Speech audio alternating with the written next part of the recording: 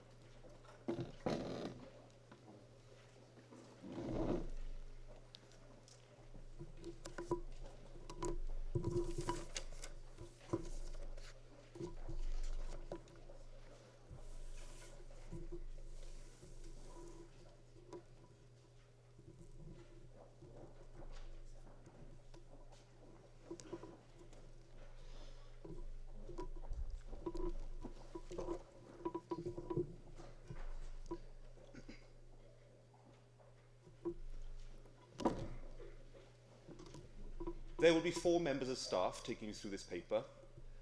As we move through the paper, I would like you to follow us. So, as we're reading each extract, please read with us. Take the opportunity to annotate and highlight as you go. Just some details I'd like to remind you of. There are 2 sections. First of all, section A, comprehension section, which will test your reading. There are 3 questions. Each question is equally weighted in marks, and each question will have some line numbers that you will need to follow. You must not answer outside of those line numbers. There is also a section B, a writing section, which appears on the back.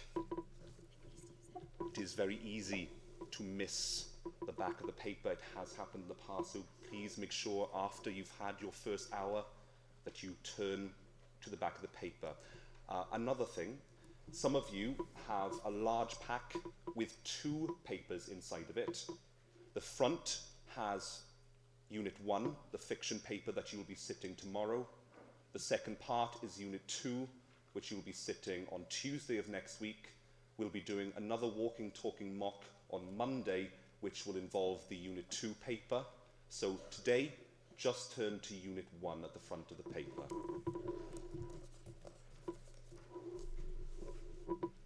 As you know, there are certain timings that you need to abide by on the paper. You have an hour on the comprehension section, 20 minutes per question, 3 questions. You will need to spend 5 minutes for each question reading and annotating the text. It is essential that you annotate, as you will see. And then, once you've finished that hour, you will move on and you'll spend 45 minutes on the writing section. There will be 10 minutes allotted to planning time. There will be a section on the back of the paper, if you turn with me, at the bottom of the paper, for planning. Make sure, please, that you use that space and that you plan appropriately. Okay, the first thing that you will do, once you have your paper and you've reminded yourself of the timings, you will turn inside. And you'll be confronted with an extract over 2 sides and 3 questions. The first thing that you need to do is look at the first question. So we know it says that we must read lines 1 to 25. The first thing you need to do then is highlight on your sheet lines 1 to 25. Please follow me. So you should have something that looks like that. This seems very much like Blue Peter, actually. Once you've done that, turn back to the question, and let's try to find an understanding of the question. So, question 1. What is Ian thinking and feeling in these lines? So, I think perhaps the key words here are what, the character Ian, and his thoughts and feelings. What is he thinking and feeling in these lines? Let's move now with that understanding to the extract. You will always have on an exam paper a small paragraph at the top of the page in italics, which will contextualize the passage for you. It'll tell you a little bit about the passage. It is important to read that. It will give you some vital information about the characters and what happens within the extract as a whole. So let's read that first. This passage is about a swimming race between 2 friends called Ian and Ollie. They have known each other for 20 years since university. Now, I should be prepared at this point with my highlighter and a pen to start highlighting relevant quotations that I may need to select for my response, and also with a pen in order to make some appropriate annotations. I'm going to read through the text with you. As you can imagine, because I'm actually voicing the processes in my mind, it will take me longer to actually annotate the text. So I may not annotate the entire text with you today, in the same way that other teachers, when they look at questions 2 and 3, may not annotate the entire text, and we may not have time either to answer the question in full, as we would expect you to. But nonetheless, what you will see is the process that we undertake.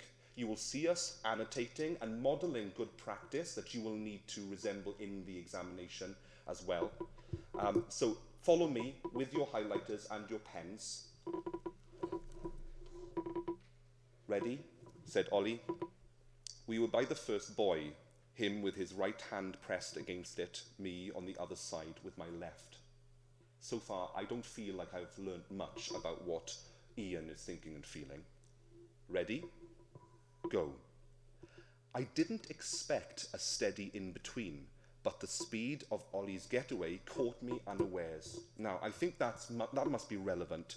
The fact that Ian feels that he's been caught unawares suggests that he's surprised by the speed of Ollie's getaway. So let's highlight that, and let's also annotate that. So, surprised by the speed of Ollie's getaway. Okay, I'm sorry, my writing's very small. I will try to write bigger, I'm sorry. Can you see there at the back? Great. So, he was doing breaststroke, and by opting for crawl, I should have drawn level, but even flat out, I failed to close the gap. So here, I'm aware that he is clearly desperate to draw level with Ian, and perhaps, since he failed to close the gap, feels maybe a little inadequate next to Ollie. So, inadequate.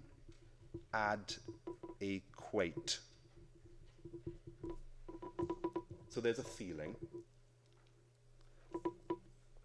As it widened, I consoled myself that he'd gone off too fast. So we see here again Ian consoling himself, so trying to justify to himself that perhaps he's lagging behind a little because Ollie went off too fast. So notice what I'm doing here. I'm tracking through the text. I'm being very thorough and conscientious about what I'm selecting from the text, and I'm also selecting a range of points from throughout as I'm reading. I am not just moving randomly from one point to another. The second buoy was still a good distance away with the waves against us, but Ollie was coping far better. So here, Ian feels that Ollie is coping far better.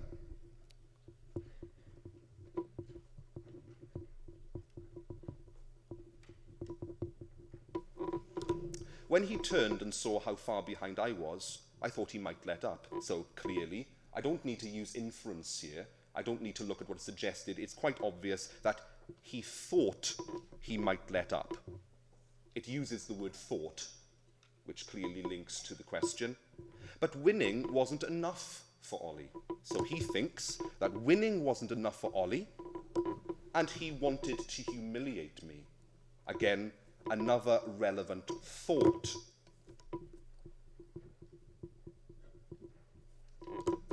With his big hands and long legs, he had the perfect physique for swimming.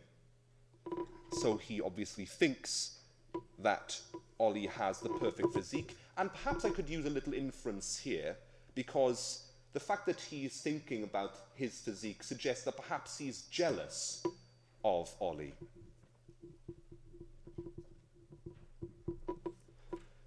Whereas I fought to stay afloat. He moved smoothly over the surface. Again, this might suggest that he feels inadequate.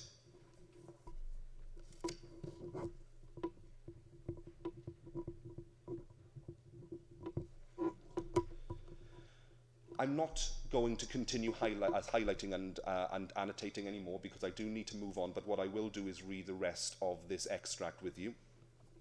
The waves weren't high, but I was shipping water and sinking. Remember, you're continuing to highlight and annotate. Ollie, I cried, the race forgotten, terrified I was going under. Alarm bells should be ringing here, Year 11. Panic should have meant an adrenaline surge, but the gap remained the same, and I subsided to a weary doggy paddle.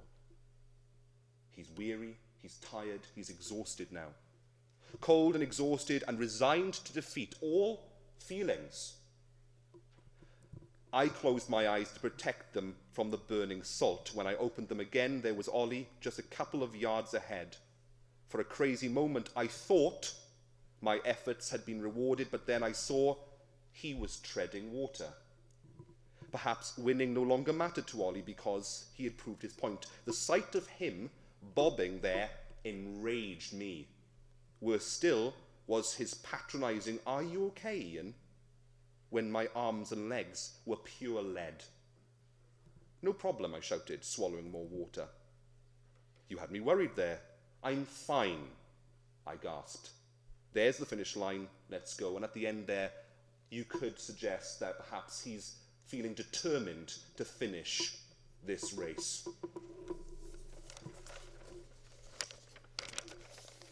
Okay, I'm going to move on to my answer.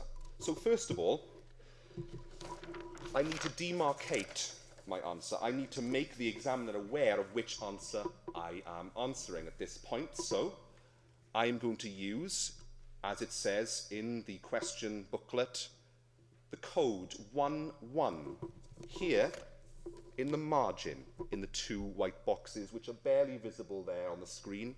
I'm going to write 11 in the same way like on the next page I would write 12 and then 13. It is important that you do that.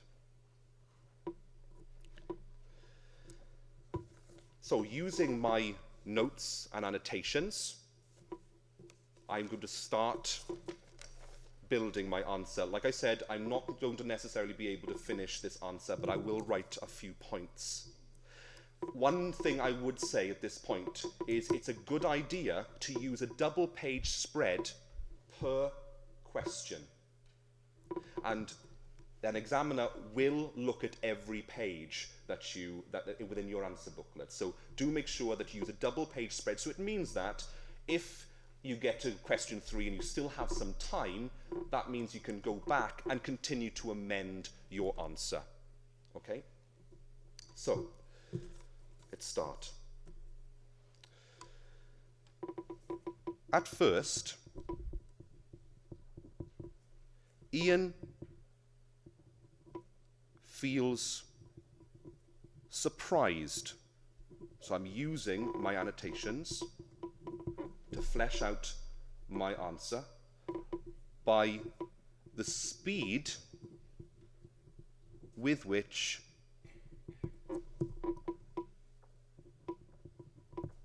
Ollie gets away as he is caught, quotation marks, unawares. There's my first point, with embedded quotation. Remember, I'm going to move on now. I'm tracking through the text. It needs to be thorough, a thorough representation of the entire extract. So my next point, if you remember, so I feel surprised. He was doing breaststroke, and by opting for crawl, I should have drawn level, but even flat out, I failed to close the gap. So we could say Ian feels desperate to draw level with Ollie.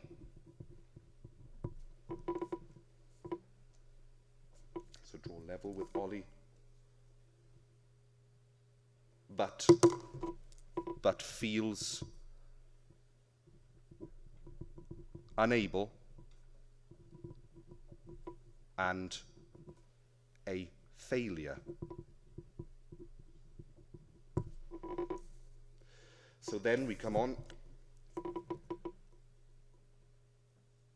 The second boy was still a good distance away with the waves against us, but Ollie was coping far better. So clearly, Ian thinks Ollie is coping far better. There's my embedded quotation. When he turned and saw how far behind I was, I thought he might let up. And soon Ian thinks Ollie might let up. So you can see my script is continuous. I'm continuing to write. I'm continuing to track clearly through the text in a very detailed, conscientious sort of way here. Maybe one more point then. But winning wasn't enough for Ollie. He wanted to humiliate me. So Ian thinks that winning isn't enough for Ollie,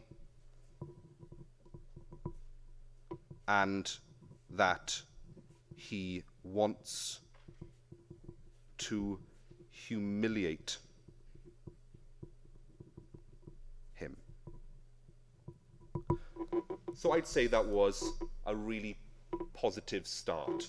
Now, I'm not going to go on, but what I will do is share with you a 10-mark answer that I've prepared before. So you will see a lot of similarity between what I've just written and what I've written here. At first, Ian is surprised by the speed of Ollie's getaway as he is caught unawares. He seems to feel inadequate as he failed to close the gap, but consoles himself that Ollie had gone off too fast. Ian thinks that Ollie was coping far better and believes winning wasn't enough for Ollie. He wanted to humiliate him. Ian thinks, and notice how I'm using the wording, the question, I'm using the word thinks, I'm using the word feels, and I'm also using the words like suggests, implies, in order to meet the criteria of inference, making inference, looking at what is suggested and implied. Ian thinks Ollie had the perfect physique for swimming, suggesting he feels jealous, and again, inadequate as Ian fought to stay afloat. As Ian was shipping water and sinking, he feels terrified. He thinks that his panic should have meant an adrenaline surge, but instead, he feels cold, exhausted, and resigned to defeat. For a moment, Ian catches up with Ollie, and he thinks, my efforts have been rewarded, but then he realises Ollie is just treading water. The sight of Ollie bobbing there enrages Ian, and he feels patronised by Ollie's "Are you okay, Ian?" Ian's arms and legs feel like pure lead as he gasps determinedly, I'm fine and let's go.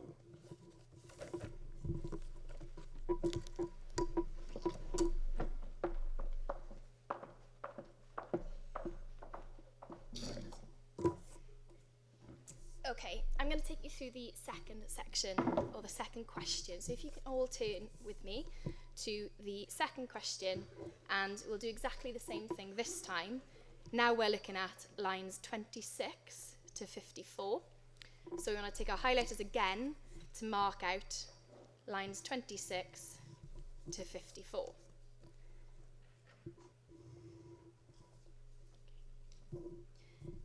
And straight away then what I can see from the question is that this one's a little bit different. So I can see here that we've got a how question. This means that I need to do some explaining in my answer. I need to explain the choices that the writer has made, why they've decided to use certain language choices in order to make these lines dramatic and exciting. So I know straight away in my answer that I need to use the words dramatic and exciting, and I need to explain how the writer has done this.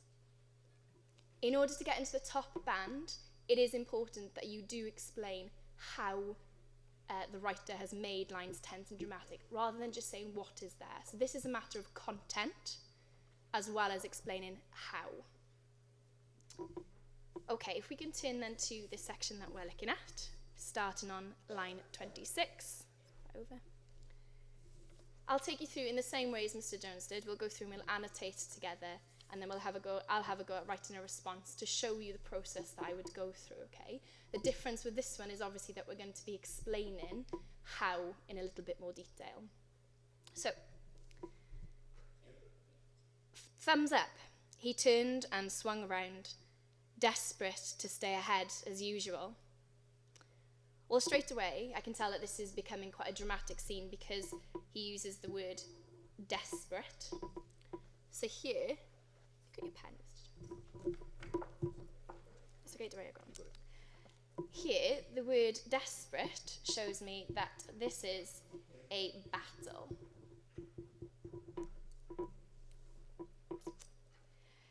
It goes on, the wave that broke over him as he turned wasn't huge, but it knocked him back. Well, again, the excitement is building here in the text because they were in a race and now they've become level. So actually, the fact that this wave has knocked him back has shown me that they've become level, which builds the excitement because you don't know who is going to win the race. I saw it coming and dived below. When I surfaced, Ollie was next to me, but he looked tired, like me, allowing the swell to carry him over the next few waves. I closed my eyes, driving forward, almost home. Well, again, the phrase driving forward here creates drama because we know that Ian is starting to compete now with Ollie. So if we put compete in the margin.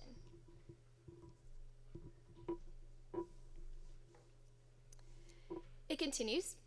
10 feet from the finish, we collided with a violent thud. I remember I said with the how questions, you need to look at word choices that have been made by the writer. Well, this phrase, the violent thud, and in particular the word violent, is a really powerful word to be used and shows how they've collided. So it was a violent thud. I kicked out to get clear, but he came back at me, clutching my arm. And that phrase there, clutching, again, brings a sense of excitement, the fact that they are battling. Since I was now the one nearer the finish, I thought he'd done it to pull me back, and I shoved him away. So here, as I'm reading, I can see that it's getting exciting because the men are battling, and they're physically fighting now for the place in the front. And actually these words here, clutched and shoved, show me that this fight is physical and that it's quite aggressive, which makes it both dramatic and exciting because you don't know who is going to win. The shove sent him down, and I stopped for a second to check he was all right. When he lunged upwards, I saw it had been a ploy. Well, that phrase again, I saw it had been a ploy, brings excitement into the story because actually, as a reader, I'm now uncertain as to whether Ollie was actually drowning or whether he was actually trying to trick Ian. So it brings in the sense of uncertainty. And in my answer, I'd explain that it makes it exciting because as a reader, the writer has made us feel uncertain about the outcome, okay? And there you're explaining your how. So moving on. His eyes looked bright and eager, and he grabbed my arm again.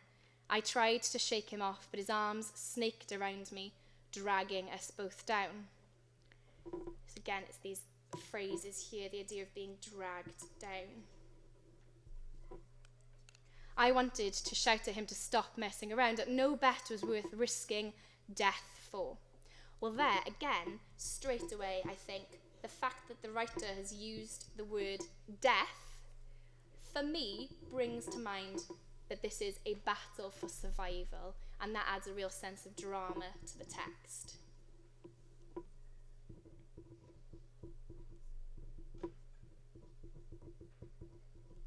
And we also get the impression that actually, at the end of this narrative, it could mean death for one of these characters. Okay. So as Mr. Jones did, I'm going to stop annotating there and read the rest with you. What I'd like you to be doing as I'm reading is the same thing, going through and actually annotating, okay? And make sure that you are highlighting and annotating as I'm reading. I'll read it slowly so you can track. You should be tracking through the text, thinking about what is the content, what is there, but equally, how do those words or phrases, or how does the tone make it, remember the wording from the question was how does it make it tense and exciting, okay? Those words that we had, dramatic and exciting, sorry, those words that we had there. So, where were we? But my mouth was shut against the water, so no bet was worth risking death for, but my mouth was shut against the water. I let my body go slack, in the hope he'd do the same, but it didn't work. We sank like two statues. Surely even Ollie can't hold his breath much longer, I thought. But he kept going down into the blackness, my body tied to his. I punched him in the face, but the water deadened the blow. I kneed him in the stomach, but my knee rebounded. Friendship no longer counted.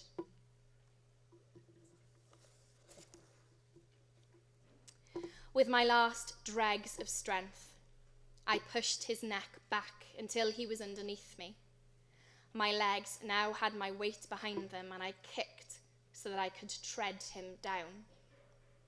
I trod him like grapes until his hands slackened and he floated away. Trodden under, trodden down.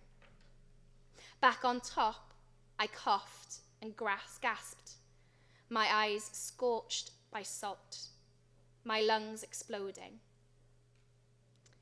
For a time, I lay with my head tipped back, feeling the cold water beneath me. Once I got my breath back and the blood stopped pounding in my ears, I swung myself upright.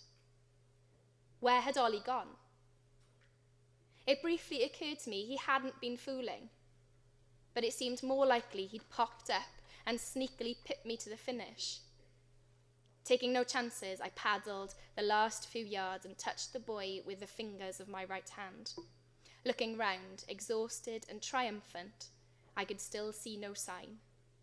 Joke's over, Ollie. Where are you? I shouted. I took a deep breath and prepared to dive down.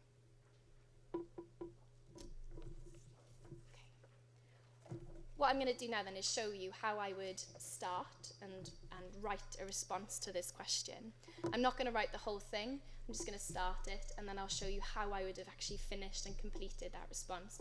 I'm going to do the same thing as Mr. Jones did and actually use a double page, okay, because it allows me to go back if needs be and fill in a few more points. And again, I need to highlight which question I'm answering, so in the margin I'm going to put that this is section 1, question 2. Okay, and I'm going to look at my annotations, and I'll notice that the first thing that I've highlighted is desperate, and I've talked about battle. So that's how I'm going to begin. And remembering that the question asked us about drama and excitement. So, I'm left-handed, sorry, so I'm going to have to swivel it. I'm going to start with the extract. Creates, and then using the words from the question, creates drama. And then going back to my sheet, I'm going to have a look how I've tracked. So it creates drama from the start by describing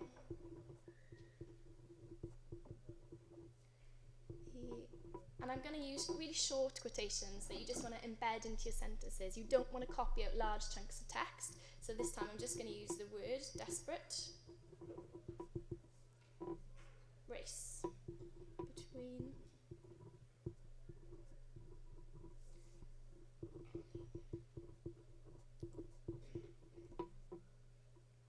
and then I just need to, so I've made my point, I've given evidence, but now what I need to do is actually explain how that creates a bit of drama. So I'm going to say that the word desperate actually emphasises, so and emphasises that, so they are battling to win.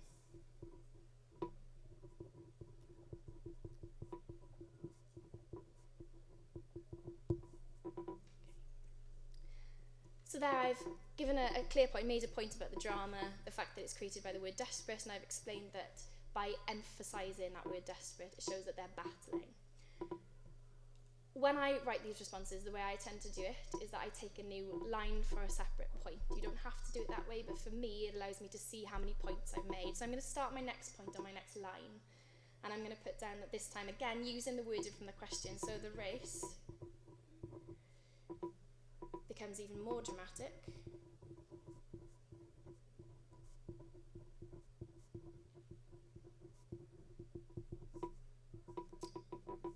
And checking my text again, so the next bit I had was when he knocked him back, so when Ollie is knocked back.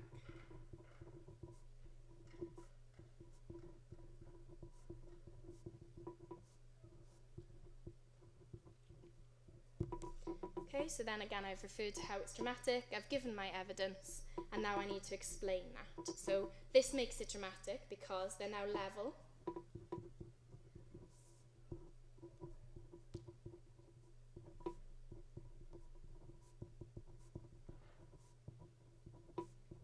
So they're now level in the race, and it creates a tense atmosphere.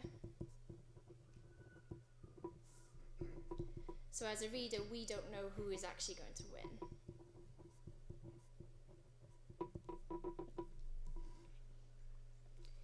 And then I'm going to pick up on the word violent. Now I'm going to point something out to you. I'm not going to refer to this bit here that I've highlighted. I've talked about it driving forward, and I've used the word compete. I'm not going to use that point because actually I've already talked about how they're battling, how they're already competing. So I don't want to repeat that phrase. It won't get me a mark by saying the same thing again. So I'm going to take a separate point, something that's really different. So I'm going to take the idea of it being a violent thud. Okay. And again, I'm going to use the wording from the question. So I'm going to start with drama is created.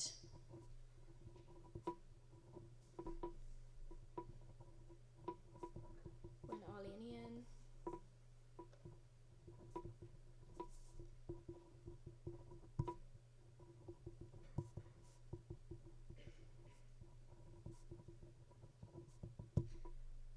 okay, so there I've given my point about it being dramatic, given the evidence, and I just need to explain then. I remember when I was reading it, I thought the word violent was particularly important, so I'd pick up on that and I'd explain that the word violent, and using my annotations, I wrote powerful, so I'm going to use that one. So the word violent is powerful, and it foreshadows, or it tells us, or hints at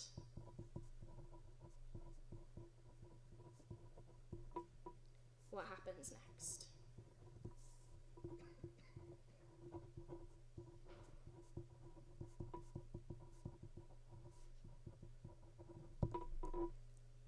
Okay, so there I've actually talked about the drama, I've given my evidence, really short evidence, keep it really concise, and then I've explained the word that's used. I'm not going to write anymore, I'm just going to show you how I would respond to that fully. So I've just continued my points using the evidence that I had from my annotation. I've said that, I'll take you through it. The friends begin to physically fight, and Ollie is clutching Ian's arm, and he shoved him away. Importantly, what I haven't done is I haven't copied out all the lines, okay? I've just picked the word clutching and the phrase shoved him away. Don't waste time copying out larger chunks of text, okay? Be selective. So the dramatic language used shows their aggression and seriousness of the fight. Okay. So there's my point about it being a physical fight, the evidence, and I'm explaining it by talking about the dramatic language. Again, I'm using the word from the question, so an exciting atmosphere is created when Ollie lunges and Ian thinks that it had been a ploy. This makes the reader feel uncertain, as we don't know who to trust. Okay, and again, linking back to how it's exciting, because as a reader we don't know. Ian says that no bet was worth risking death. By referring to death, the writer makes it exciting, as this is a battle for survival. So again, I'm explaining how by picking out those specific words and phrases. Drama is built when Ian states that friendship no longer counted. The writer uses a dark and harsh tone to suggest his description, and this shocks the reader. So again, I'm explaining how I'd react, how it makes it exciting. During the fight, Ian tries to save himself and he treads on Ollie. This makes it dramatic as his need to survive had overcome the friendship. So again, even though I didn't use the wording from the question in the start, I've referred to drama or excitement again here. The writer emphasises the drama through repeating the word trodden, which makes Ian seem brutal, and we feel concern for Ollie. Ian describes his eyes as being scorched by salt and lungs exploding. This creates excitement as the reader understands that it was a near-death experience. And then the final point I'm going to make, and I've made sure when I'm tracking through my text that I've taken something from the start, the middle and the end of it. There's a reason they give you those line numbers. They wanted to choose something from the whole section. So I've gone to the end now, and it ends with Ollie still missing, and Ian thinks that maybe he hadn't been fooling. The drama is created as the reader has only heard one side of the story, and we wonder what has happened to Ollie. So the key things to remember with how questions are that you do need to explain the content, what the writer has said, and then how the writer has chosen specific language features or words and phrases in order to create certain meaning.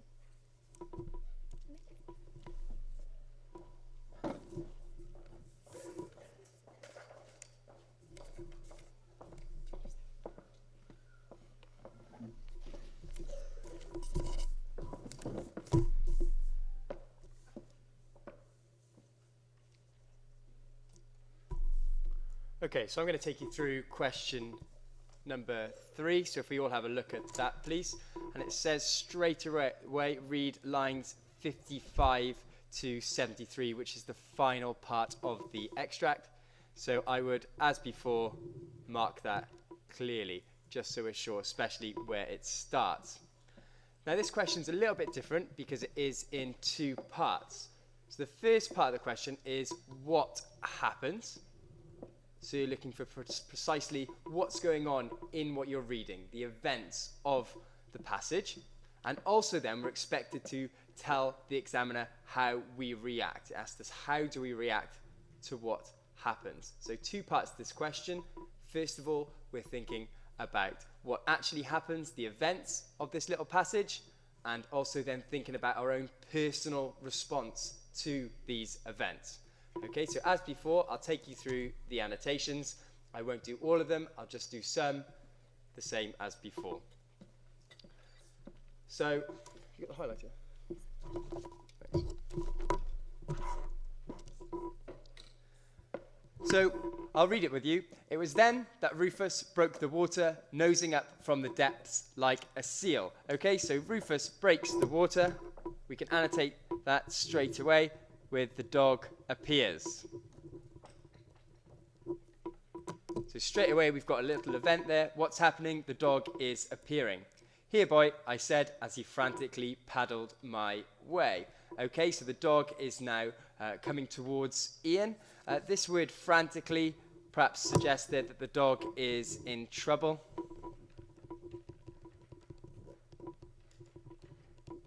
So the dog is having some sort of problems, is moving towards Ian. Perhaps here we could react, we could tell our feelings here, especially as in the next line it says, normally dogs are good swimmers, but Rufus was in trouble and the sight of him was more than I could bear.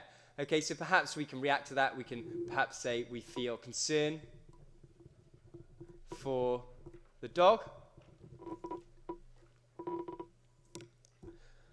Normally dogs are good swimmers, but Rufus was in trouble and the sight of him was more than I could bear. I grabbed him by the collar and hauled him upwards. Okay, so there we have another event. Ian begins to save the dog.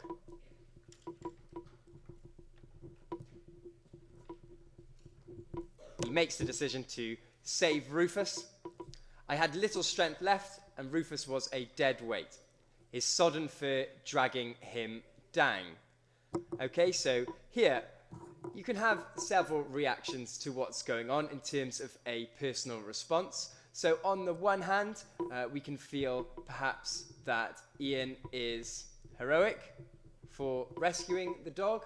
But on the other hand, we must remember that his friend is in trouble, his friend is drowning, and he has forgotten about that to try and save the dog. So we might start being concerned that Ollie is forgotten. So that would be, I think, a much better personal response, because you're really thinking about what you're reading there. Okay, so he's heroic because he's saving the dog, but really thinking about what we read and reading between the lines, we're noticing that Ollie has been forgotten in all of this. Okay, by keeping his head above water with one hand and paddling with the other, I managed to steer us both towards the shore. Okay, so there's an event there, gets the dog to safety.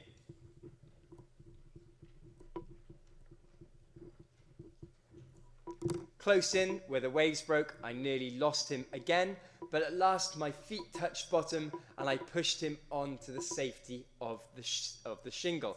Again, there we can have, with these three sentences, a mixed response. Whilst on the one hand we could be glad the dog is safe, we also get the sense that Ian is emphasizing his own heroism. So he's forgotten all about his friend that he just fought with and is now lost at sea, and he is focusing on this dog. But not only that, he keeps repeating to us how heroic he was in saving the dog. I managed to steer us both towards the shore. I nearly lost him. At last my feet touched bottom and I pushed him to the safety of the shingle. We get a sense here that Ian is trying to convince us that he's doing a good thing. So we could say perhaps that Ian is self-absorbed here. Maybe we're having a bit more of a negative response to Ian than we would expect from, than if he was just saving the dog without Ollie drowning. But we have to be aware of those events that are happening while he's doing this. Okay, I'll stop the annotations there, but as before, I'm going to read it through, and I would like you to continue making little annotations, particularly thinking about your personal response to what's happening. Only then was I free to swing round and scan the sea. Surely Ollie would be visible by now. But between the two boys was green and white water, nothing else. So simply there, Ian has begun to search for Ollie. Because he sees nothing, perhaps we start, our concern actually starts building for Ollie here. Before we were wondering, weren't we, whether, perhaps, they might be messing around, this might be more fun and games than serious. Now we're becoming a little bit concerned that Ollie is actually lost in the water. I swam out again and searched for as long as I could. Near the second boy, my hopes rose as a large black shape appeared. So another key event there. Ian is searching, a shape appears. It's not Ian, so his hopes are raised. But when I closed my hands on it, it met wood. 10 minutes passed, maybe 20, maybe more. So again, we're getting the sense that he's emphasizing his own heroism there, telling us all about how he's searching for Ian. We can also be a little bit concerned, can't we? We know that Ian's not the best swimmer, and he's out there searching for Ollie. We're wondering actually about his capabilities for doing so. I kept expecting Ollie to bob up against the odds. He grabbed my leg as I clambered through the waves. He tapped me on the shoulder as I put on my clothes. He'd leap from a sand hollow as Rufus and I shivered through the dunes. He'd be the one taking the car keys from his pocket, the one making the 999 call, the one breaking the news, the one holding Daisy as she howled, the one saying he'd done all he could, the one who had got home safely, who'd pulled through, who'd won, who'd lived to tell the tale. So there we get Ollie slowly coming to terms with the fact that, in fact, he has probably killed his friend, and he's going to have to go through all this process, calling 999, letting the family know, getting in the car and having to tell his family and his friends what has happened. Okay, I'm going to move on now to start writing the answer. Again, I'm going to use a double page spread just so that if I run out of time, I can come back and I can add a little bit more, or I can edit. So the question number is 1-3. So as said before, do make sure that it's written in so it's very, very clear which question you are answering.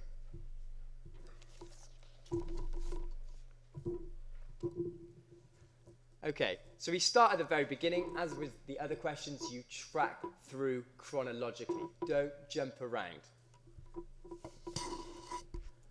So I have my annotations in front of me, next to me on the desk as I'm answering, constantly looking back at the passage and my annotations and highlighting. So I could start before diving down. So placing ourselves, letting the reader know exactly which part of the text we are referring to before diving down to search for Ollie. Ian suddenly notices Rufus, the dog, surfacing. So that is simply what has happened. I'm paraphrasing the text, and I've put a little quotation there. I've used a word from the text, used that word surfacing, just to show that I am closely engaging with what I'm reading. The dog is in trouble. Again, they're summarizing the text. It's wordy in the text itself, describes what the dog's doing. Instead, we're just saying the dog is in trouble, in trouble, frantically. Again, using just a word there, a tiny little quotation from the text embedded in my sentence, just to show that I am very closely engaging with what I read. Frantically paddling his way. Ian rescues the dog.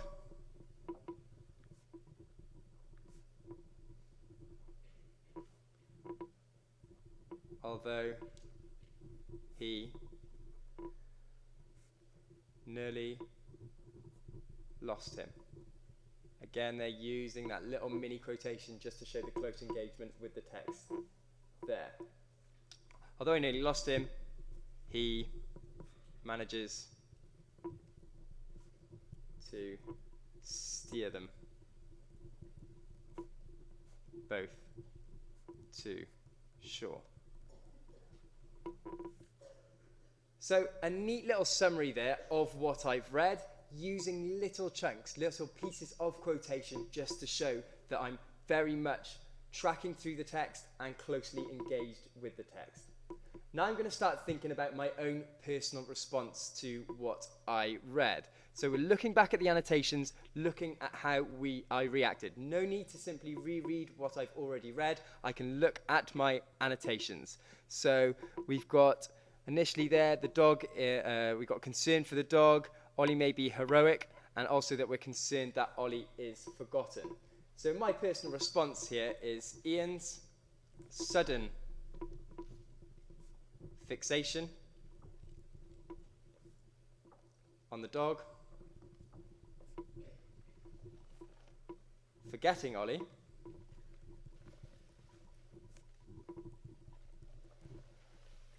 and the emphasis he places on his own heroism. So there I'm giving a sophisticated personal response. I'm noticing that Ian, who's narrating, is emphasizing his heroism. Okay, I've noticed that Ian is perhaps an unreliable narrator. He's not narrating events simply as they happened. He's putting his own personal spin on them. It is good to be aware of that.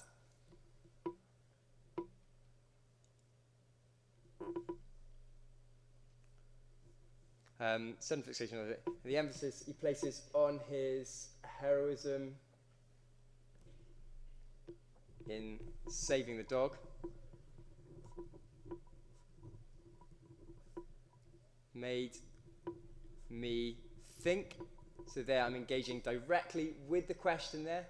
They've asked me what I think and feel, how I respond. I'm saying, this made me think.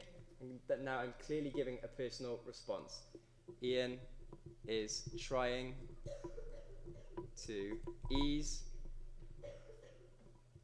his conscience and make the reader look favourably on him. Okay, because in this particular passage we've got a few sections which are chunks, which are events in and of themselves. We've got the appearance of the dog and the rescuing of the dog. We've got Ian searching for Ollie, and then we've got Ian's coming to terms with the fact that Ollie might be dead. They are three distinct events. So what I've done with this response is I have looked at each of those events in turn, written out what happens, and then given my response to those events in turn.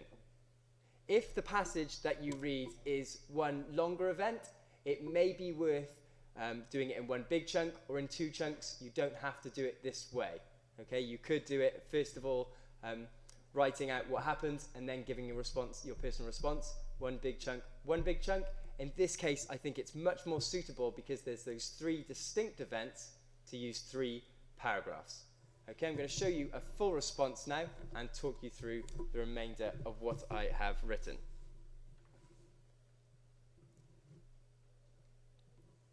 Okay, so we got about up to here.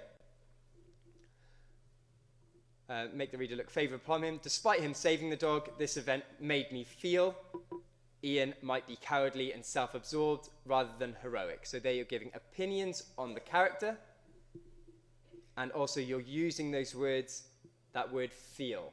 Okay, so clearly here you are giving your personal response. After saving Rufus, Ian scans the sea and searches for Ollie as long as he could.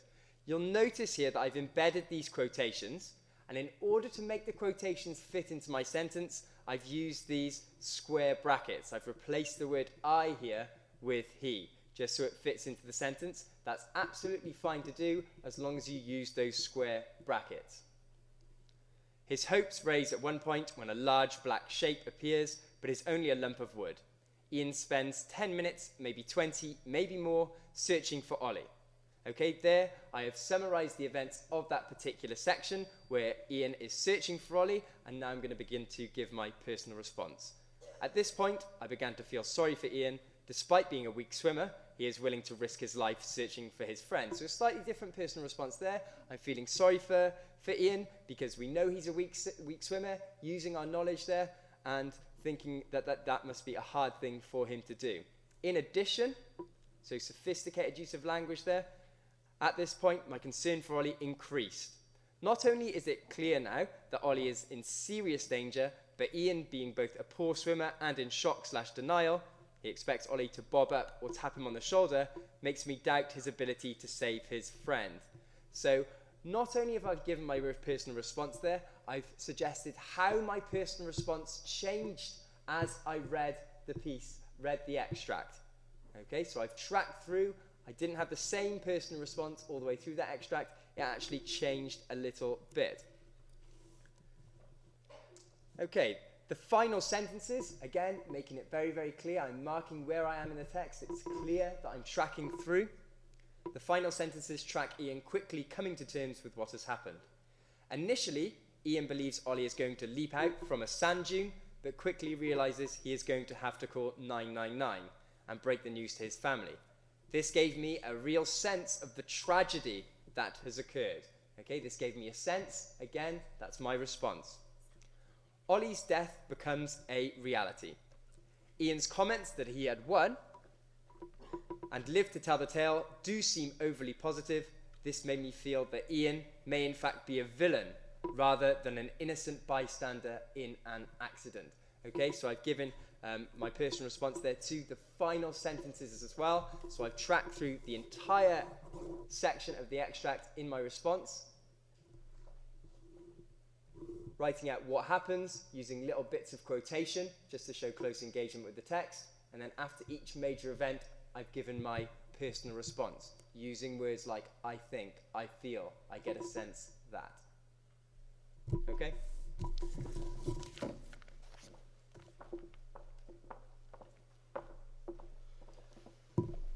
So at this point, it's 6 minutes past 2, and we're going to be moving on to the writing. So if we think about the exam in the light of tomorrow's event, then of course it's going to be 6 minutes past 10, and we'll be moving on quickly onto the writing section. So could you turn, please, to the back of your papers?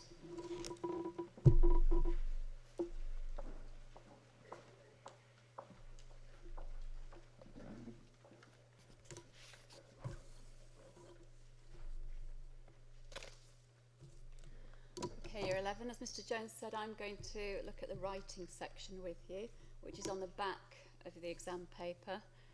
Please do not forget to turn over and do the writing section. Somebody in this room will. Don't let it be you. Really important. Okay, so first of all, I'm going to remind myself of the time that I'm going to use for this section. It does advise you on the front to spend 10 minutes planning. That is absolutely essential if you're going to write a really good quality answer. Then I've got 35 minutes for writing. Ideally, I'd like to spend the last 5 minutes of that proofreading, but I'll have to see how I get on. I'm going to remind myself of the instructions at the top. It says that in this section, I'll be assessed for the quality of my writing skills. I know that's really important. Next, it says half of the marks are awarded for content. So I'm going to have to think carefully about what I write about. I know that has to be based very, very closely on one of the titles. One of the criteria will say a focused answer. Also, I don't want to write anything too dramatic. I don't want to be overly ambitious. I don't need car chases, plane crashes, anything like that. I'm going to keep it based in reality, but I'm going to try and make it engaging by the way that I actually tell the story. It says half for content and organisation, so I know that I'm going to have to divide it effectively into paragraphs. Half of the marks are awarded for sentence structure. Now, I know for that I'm going to have to vary my sentences. I'm going to have to use a mixture of short sentences for dramatic impact, longer sentences to include more detail. Punctuation, I'm going to make sure that I try to use a range of punctuation, but more importantly is accuracy. Obviously, I'm going to use things like capital letters at the start of sentences, capital letters for proper nouns. I know it will look really bad if I don't do that. Spelling, I'm going to have to be very accurate with, and I know, and I'm going to just write down to remind myself, that it's those particularly commonly misspelt words that are really going to lose me marks. So I'm going to remind myself, I'm going to write a lot as 2 words. I'm not going to confuse there and there, to and to, there's homophones. I'm certainly not going to write could of. I'm going to put apostrophe, VE, should have, would have. Those things are really important. It's those basic spelling errors that will lose you marks. I'm going to remind myself here, it tells me that I should aim to write between 500 and 600 words. Although quality is essential, I do need to make sure that I write enough to meet all the criteria. So I should be aiming for about 2 sides at least in the answer booklet. Okay, I'm now going to choose one of the titles of my writing. I'm not going to spend ages doing this. There are always similarly worded questions. You always get a choice from 5. There is always one like the first one, which will tell you to write a story which ends with a sentence or a phrase. I wouldn't touch that with a barge pole because I know it's a little bit risky. I might run out of time. I might not ever get to that ending. My story might not fit. It might seem a little bit forced, a little bit awkward. The next one is the return. I've got a little anecdote, a little personal story that I think would be appropriate for that. I'll just look at the others. I know that I always get one that does say, write about a time when something happened, usually inviting you to tell something about your life. In this case, a time when you tried to mend something. Nothing immediately springs to mind, so I'm not going to do that one. Write a story which begins. And again, I know I always get one that will ask me to write the opening of a story. We were now late and Mum had started to panic. Possibility, but again, nothing immediately springs to mind, so I don't think I'll do that one. The last one again, the medal. I've never won a medal, so I don't think I'll do that one. So I'm going to stick with the return. Underneath, it tells me that there's a space where I can plan my work. Again, I know this is absolutely essential to spend a little bit of time planning. I'm just going to remind myself of some other things that I need to include in my story. I know that I want to try and have a scene setting opening. I want to include some convincing characters, but not too many in the time that I've got. I'm going to try and include a bit of dialogue, not too much. I don't want to get into the he said, she said that goes on for pages. It gets very tedious. Also, I know I want some detailed description in there somewhere. Okay, and underneath I'm going to do my plan. I like to do a kind of story mountain type thing, but how you do your plan is up to you. I'm going to do my mountain. I know I need a beginning, a build-up to a climax, just like every EastEnders episode.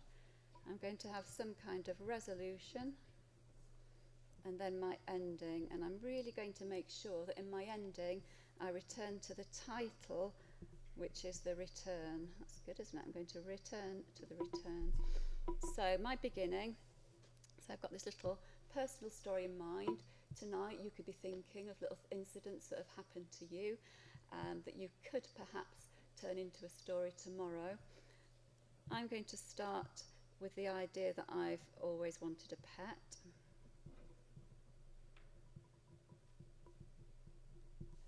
In my build-up, I'm going to explain that I get a rabbit. I'm going to describe that rabbit, the fun times that we have together. Climax, you could see this coming. My rabbit is going to get lost. Resolution, not happy when I'm afraid. The rabbit gets killed by next door's dog. You might need some tissues when we get to that bit. And then the ending, I'm going to say something about the return. Really good, so if you can return to your title at the end of your story. So that's my plan, fairly simple. As you can see, I'm going to base it on a fairly everyday occurrence, not too everyday, hopefully, but something that I'm sure we can all relate to. Yep. And now I'm going to show you the story. I didn't write this. This is actually a student that wrote this in last year's exam.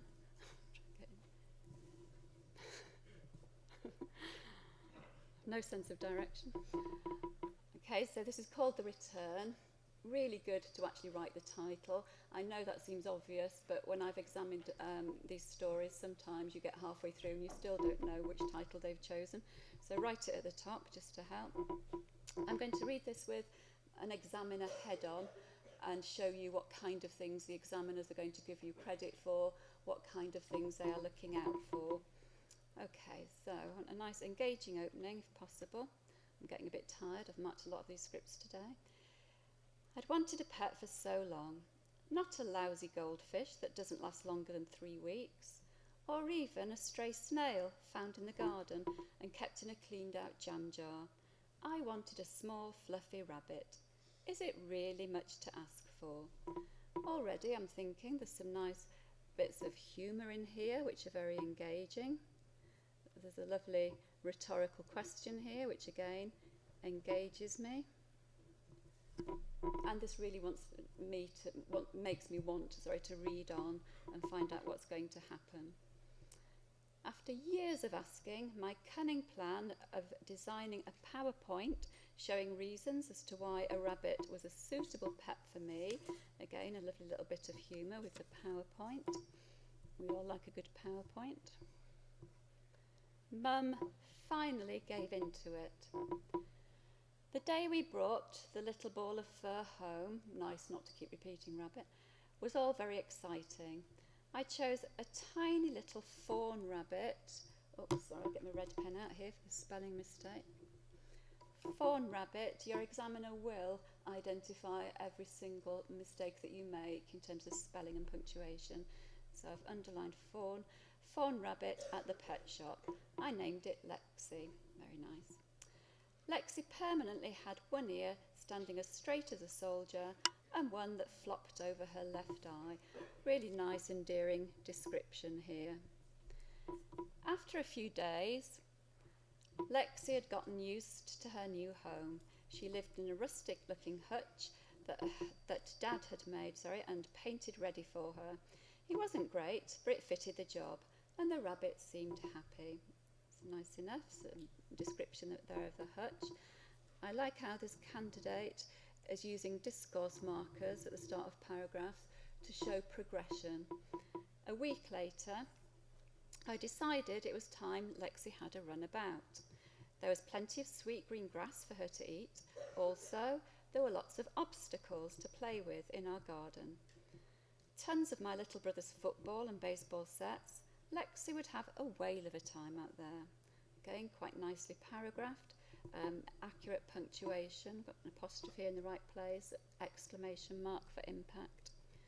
One day, I came home from school and went to check on Lexi.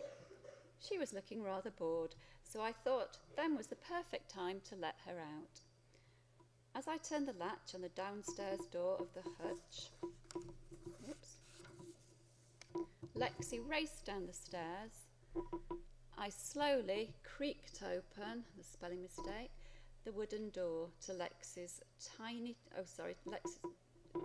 the wooden door to find Lexi's tiny twitchy nose poking out of the door crack. Again, some nice description in here. As the door fully opened, Lexi shot out of the hutch, sprinting faster than I'd ever seen a creature run.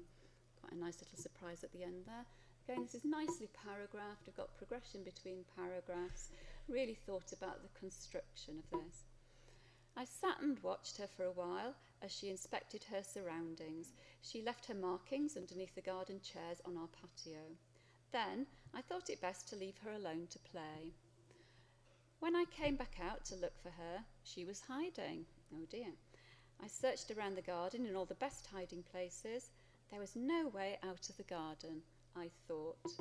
Again, nicely paragraphed here, leaving that on a little bit of a cliffhanger and suggesting to me that all is not going to be as I thought. As I calculated the garden fence, the spelling mistake there, I found a small hole in the bottom that led, another spelling mistake, into next door's garden. I decided to go and check their garden too, just in case she'd squeezed through the hole. I nervously knocked, should have been an on their front door, in the hope of finding Lexi. I usually hear their dog scratching the door and barking ferociously when I knock. Some nice adverbs in here just to add a little bit more detail. This time, only Mary, the little old lady who lived in the house, answered.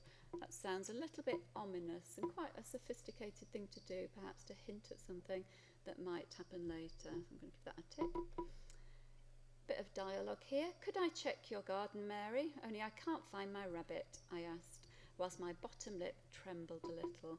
This is a nice description and very good to show how you're feeling rather than telling. And you know that if your bottom lip quivers a little bit, you're a bit upset and perhaps are trying to hide it.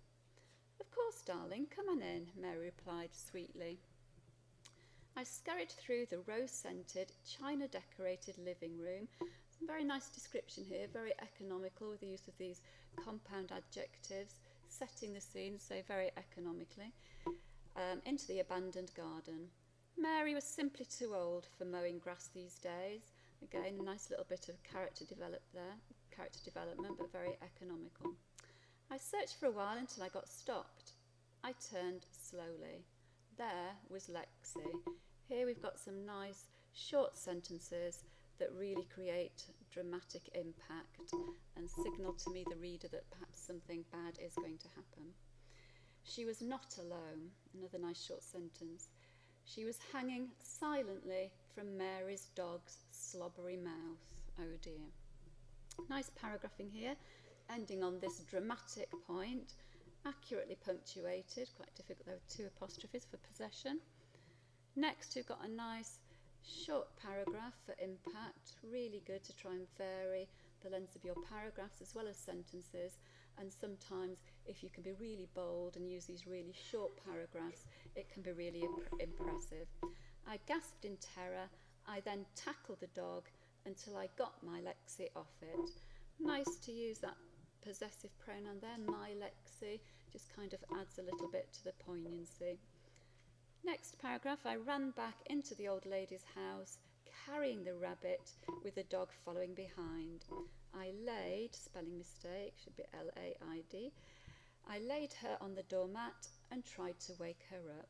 Again, this is nicely paragraphed, ending on kind of cliffhangers, keeping the reader waiting, a little dramatic pause for effect, and then a lovely single sentence paragraph, she made no movement.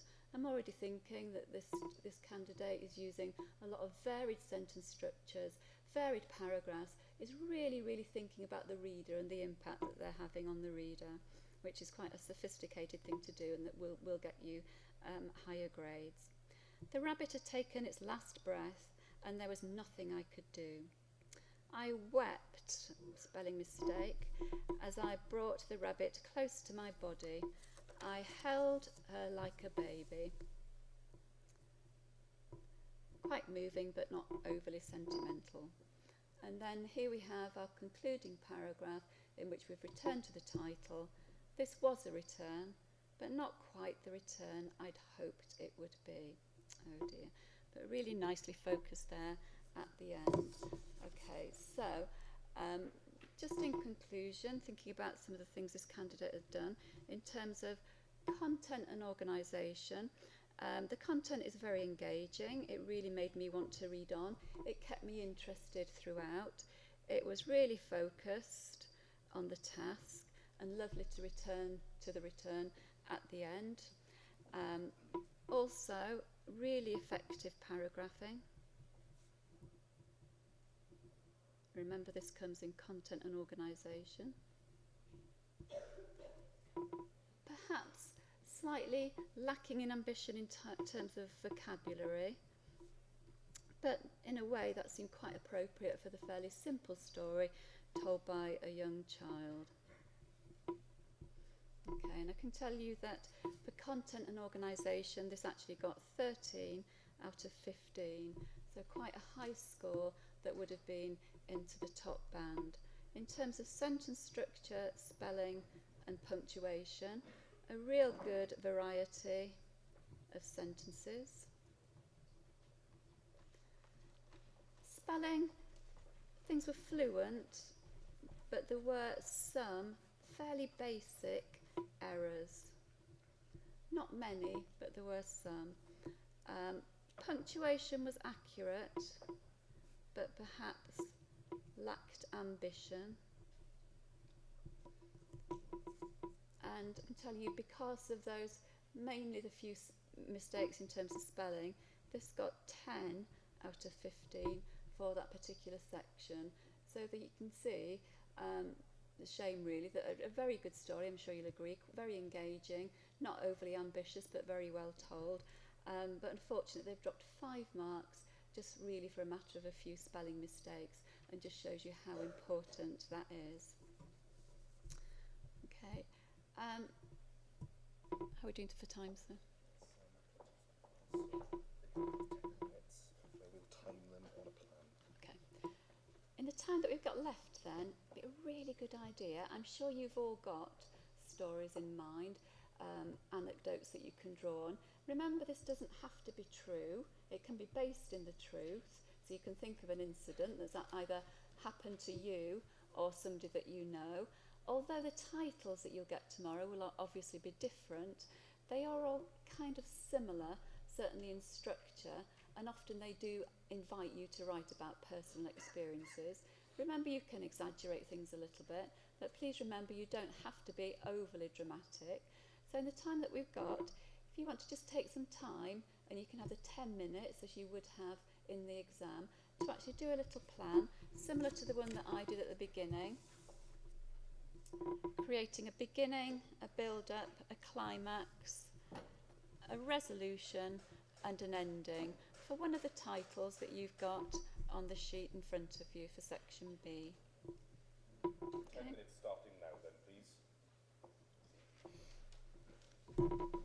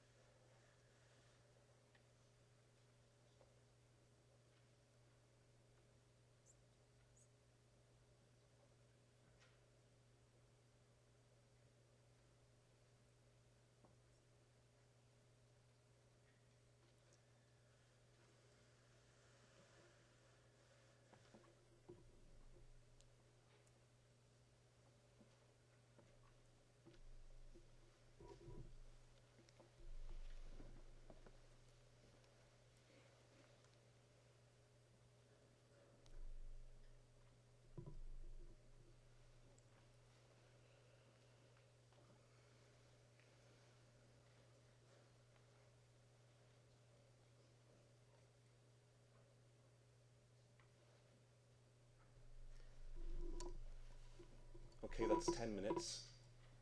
You would at this point, of course, move on to the actual writing. So you'd spend 35 minutes at this point writing, and then, of course, proofreading and checking your answer at the end. And, of course, what you have effectively now is a paper that you've thoroughly annotated in readiness to answer all 3 questions, and a map of a story that you could then go on to write at home tonight in preparation and revision for tomorrow's examination. And I would advise you all to do that. So at the end of today's session, you can take away these papers and do just that. But in the meantime, in the last 20 minutes available to us, I think it would be useful to spend time answering question 1. So you have the annotations. If you could go back and revisit the extract with your highlighter and your pen, just finishing off perhaps some of the annotations you may have missed at the end. Spend this time advantageously, using the time to formulate an answer to that, and then it'll be time to pack away. But thank you very much for listening so attentively today, and I hope you found the whole session useful. I'd like to thank Mrs. Atkins, Mr. Lewis, and Miss Jenkins for taking their time to prepare answers for you and going through that with you. So thank you very much for doing that. You will have another walking, talking mock on Monday on Unit 2, the non-fiction paper, before Tuesday's Unit 2 examination. Thank you very much.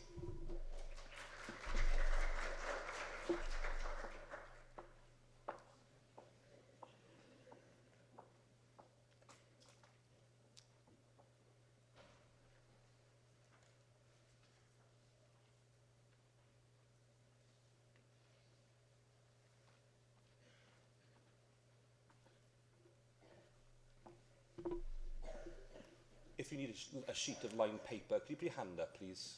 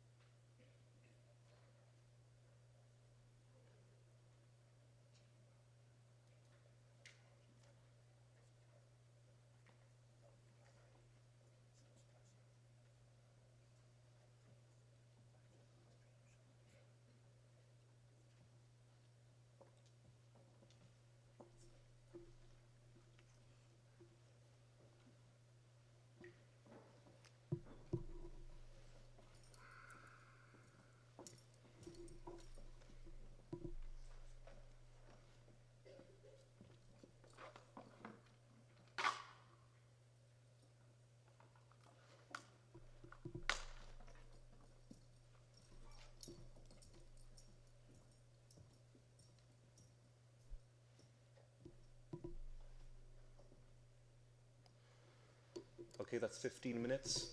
So if you could bring your responses to a close, please.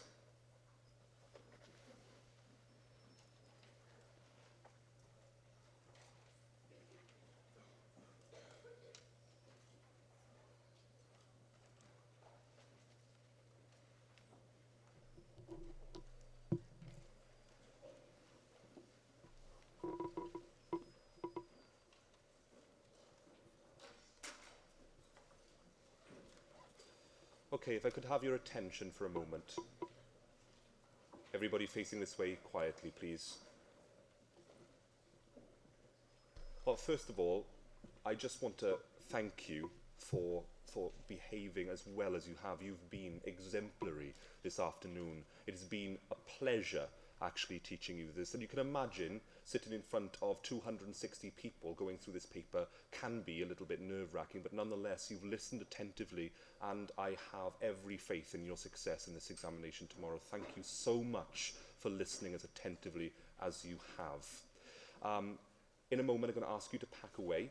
So if you still have a highlighter, could you hold it up in the air so we can collect it, please? Remember that the exam paper and the piece of lined paper that you've just used for your response are now yours, and you can take those away with you today. Like I said, let me just reiterate that you should really go home and use this mock exam paper and your annotations there to finish up. You may pack away and stand quietly behind your chairs, which I'd like you to push under your tables, please.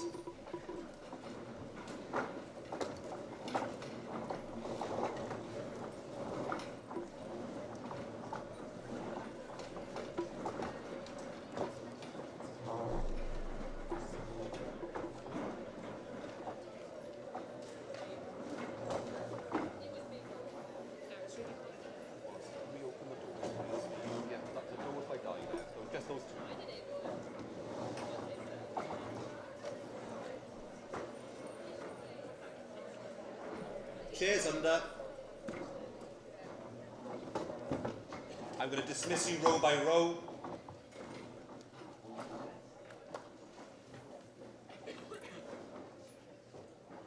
Okay, the row at my far left, you may leave through the fire exit here.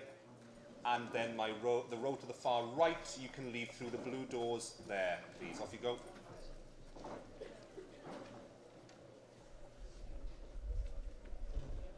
And the next row at the far left.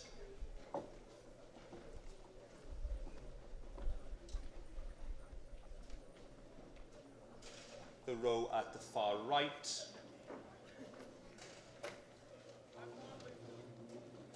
Left. Right.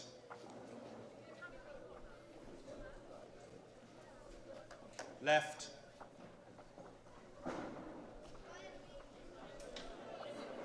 Left.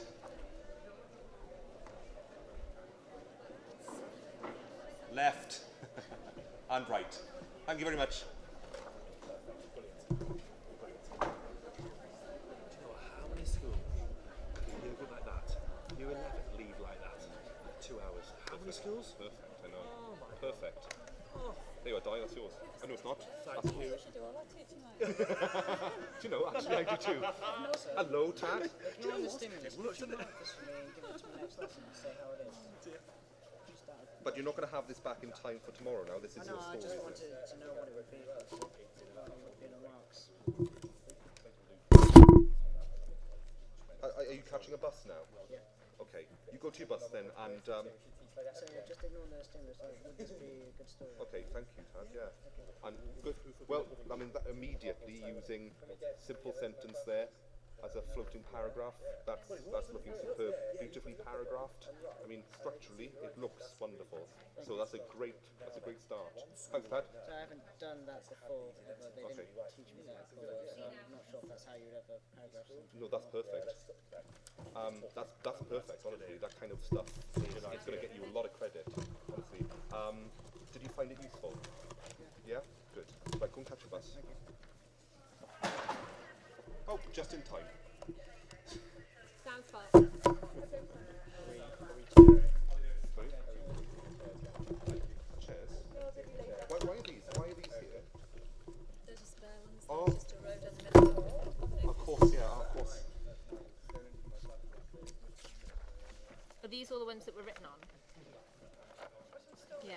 think it happened just at the end there, so that's marvellous, isn't it? Okay, boys? Yes. It will probably take a half an hour.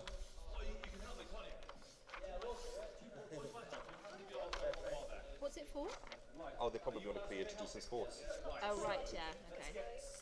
Are we going to keep these? What? The ones that have been annotated? No, we don't need to, I don't think. And because it's got the answers as well. Let's keep them for the time being. How many answer books? 3. You all could have used. Yeah, no, because we had to use different ones because we had to prepare answers. Oh. So there's 1, 2. Oh, give me this, the Paris Teague. Damn it. What you forgot?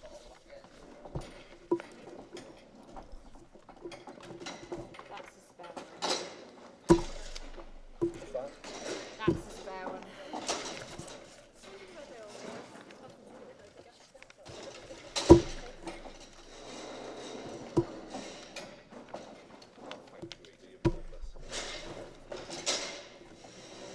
Right. During the, was it one of you two? Did you want to sleep during the party behind the screen? I think it might be Jake's actually. Probably a text.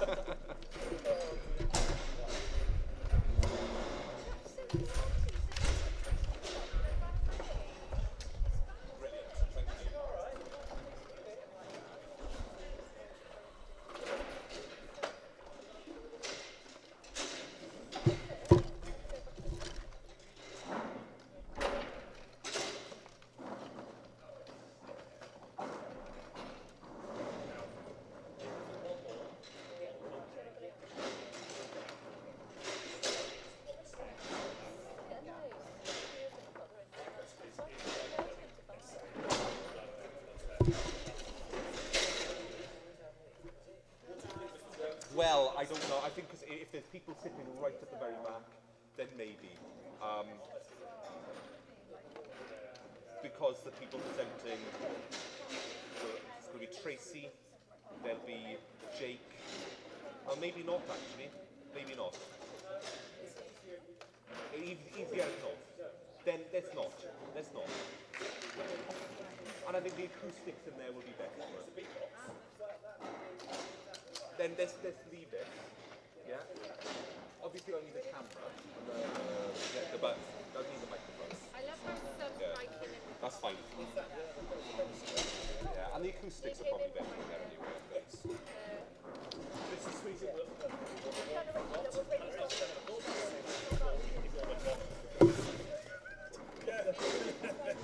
Thank you. Now then. Yeah, Richard, thank you so much. I really appreciate it. Thank you. Now, there's one more of these. Right, Monday. Yeah. What's better? Yeah, they go back up to. So basically, this table on the stage with one projector. Smaller. And You can take one of these. so that should be You can tell Jack off for running away marvellous. because he did run away. Did he run away? Yeah, he said that's not a good use of your time, and then he ran away. Who ran away? Jack ran away when we were doing the highlights. He did do such a good job with it. What a child.